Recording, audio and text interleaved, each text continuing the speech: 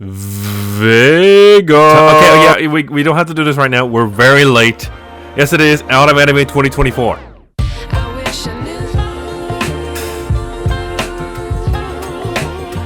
how much I miss not knowing that we're all screwed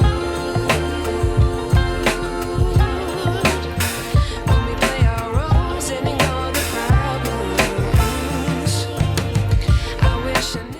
For those of you who don't know, this is a little series where we watch at least 4 to 8 episodes of a seasonal anime lineup. We just explain our quick thoughts without spoiling as much as we can. What's on the list are the ones we enjoyed and haven't dropped. If an anime you watch isn't on here, let us know what you think about them and we may watch it later. In addition to that, some of these may have their own videos in the future where I may want to talk about them more. First up, let's get rid of the continuing series. Sword Art Online Alternative, Gun Gale Online, finally returns with a season 2. I'm so glad the SAO with better writing is back and no Kirito, except for that one part, but if you know, you know. But I am so glad it's back. This is my favorite Sword Art Online series of all. ReZero is back for season 3 and it is still amazing to watch. One of my favorite isekai series with a darker theme. Blue Exorcist is back with the Beyond the Snow saga. I'm glad they are continuing after the Illuminati saga. We are getting really close to my favorite arcs being animated. Arifureta is back for season 3. I am surprised it's still going since I have not actually met a lot of people talking about it or even caring about it. It's a good dumb watch.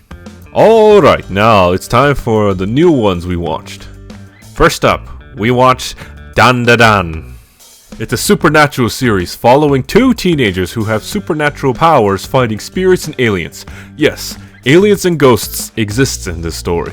Momo Ayase believes in ghosts but not aliens. However, Ken Takakura believes in aliens but not ghosts. So to prove to each other that what they believe is true, they get caught up fighting aliens and getting cursed by ghosts. Thus, these two must work together to fight the supernatural.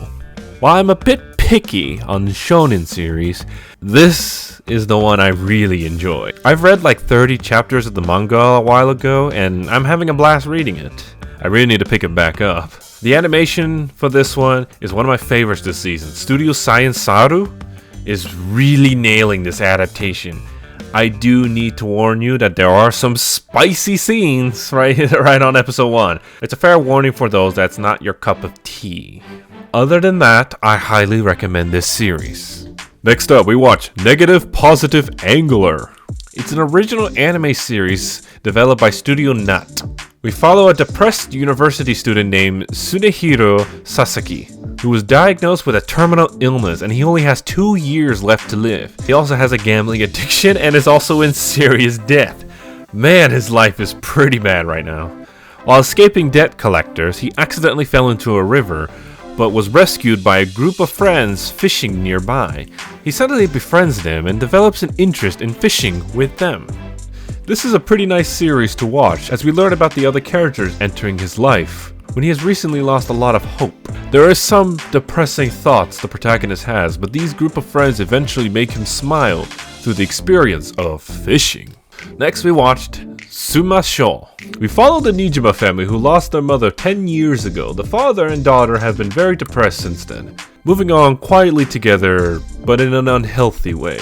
Suddenly, a kid shows up who claims to be the reincarnation of the mother they lost years ago. She has her full memories, and the family reunites. The story shows the Nijima family learning how to move on as they deal with the grief through the mother's reincarnation. We even see her try to solve a messy relationship with her new mother who is divorced and is getting a bit abusive. I highly recommend this series to people with open minds. I know what people have been saying about this series without even watching it. Like, Jesus Christ, get your mind out of the gutter and move on. This is a beautiful story. Next up, we watch Acro Trip. Ooh, I actually enjoy this one. We follow a girl named Chizuko Date who visits her grandpa. Then everything changes after she witnesses a battle between an evil organization fighting the local magical girl, Berry Blossom. After witnessing what she believes is true greatness, she finds purpose in supporting her favorite magical girl. It reminds me of a certain series I made a video on, but it's a safe for work version. I'm also biased. The protagonist is voiced by one of my favorite VAs, Miku Ito. I really love her voice and I get to hear it throughout every episode. It's kind of funny to see her support Berry Blossom while also accidentally working for the evil organization. I recommend this series if you just want some casual dumb fun. Next in line is Ranma Half. We follow a 16-year-old boy named Ranma Saotome, who has trained heavily in martial arts by his father. He was forced into an engagement with Akane Tendo, but he has a problem that he had tamed while training in China. He can turn into a girl through cold water. Thus, we follow the wacky adventures of Ranma and Akane with so many funny characters to come. It's another remake of Rimiko Takahashi's works. The Urusei Yatsura remake series finished a while ago, so if you love that series, you will definitely love this series. And honestly, I think I might like this more than Urusei Yatsura. Although, if I were to have the powers like Ranma where I could turn into a girl, that would be pretty fantastic. But I don't like the idea of cold and hot water. That feels very inconvenient. I want the power to do it at will. That'd be pretty nice. Think of the Yuri experience I can have. Alright, anyways.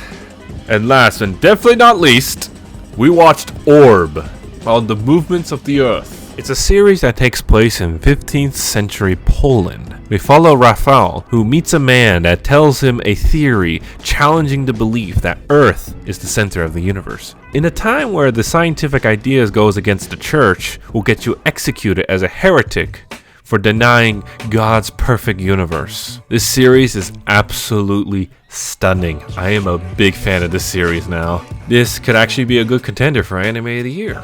You can watch this series on Netflix if you're curious, not sponsored. I want more people to watch this.